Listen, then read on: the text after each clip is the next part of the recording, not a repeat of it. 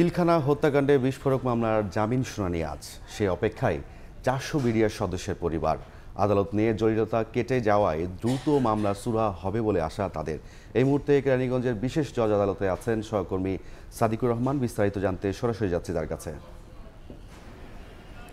আজকে আমি এখন আছি যে কেরানীগঞ্জের অস্থায়ী আদালতে। আজকে এই যে 2009 সালের ফেব্রুয়ারিতে 25 এবং 26 ফেব্রুয়ারি যে পিলখানা ট্র্যাজেডি হয়েছিল, পিলখানার যে বিডিআর হত্যাকাণ্ড হয়েছিল, সেখানে সেই ঘটনা কিন্তু দুইটি মামলা হয়েছিল। সেই মামলার একটি ছিল হত্যা মামলা, আরেকটি বিস্ফোরক আইনে দায়ের করা মামলা।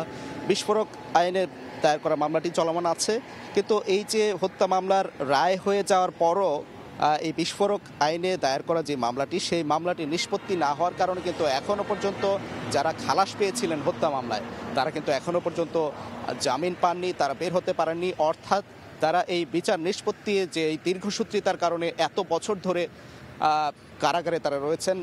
আজকে কয়েকজন আছেন, তাদের পরিবারের সদস্যরা এখানে এসেছেন, কারণ আজকে মামলার শুনানির তারিখ রয়েছে।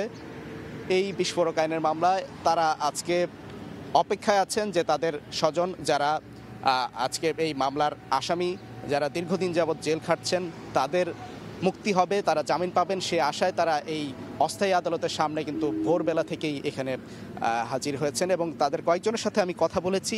আসলে খুবই এটা হৃদয় বিদারক ঘটনা যে এই যে যাদেরকে আসামি করা হয়েছিল, যারা খালাস পেয়েছে, তারা কিন্তু এখনও পর্যন্ত এই একটা মামলার কারণে আটকে আছে। বিস্ফোরক আইনে দায়ের করা মামলায়, হত্যা মামলায় তারা খালাস পেয়েছে, অথচ তারা এই একটা মামলায় আটকে আছে। এবং তারা দু একটি ঘটনার মধ্যে একটি ঘটনা, একজন আসামি আছেন যার মেয়ে 3 বছরের যে কন্যা সন্তান, সেই 3 বছরের কন্যা সন্তান রেখে এই কারাগারে যান এবং এই কন্যা সন্তান এখন বড় হয়ে গেছে, কিন্তু তারপরও এত বছরেও তার বাবাকে দেখেনি। এত দীর্ঘ বছর ধরে কিন্তু তার বাবার সাথে তার বাবা ডাকতে পারেননি, কারণ হচ্ছে এই মামলায় তার বাবা আটকে আছে এই বিস্ফোরক আইনে। আজকে এই যারা এরকম আরও অনেকেই আছে যার ভাইকে কারাগারে রেখে আসছে, তার ভাই বাবা, কারো বাবা, এরকমভাবে যারা আছেন, তাদের আজকে জামিন শুনানিতে তাদের কি আদেশ দেওয়া হবে সেই বিষয়টা আমরা পরবর্তীতে জানতে পারবো। এখনও কার্যক্রম শুরু হয়নি। আদালতের প্রসিকিউটর সহ বিচারক সবাই আসলে পরবর্তীতে শুনানির পর জানা যাবে। এই ছিল এখান থেকে সবশেষ তথ্য।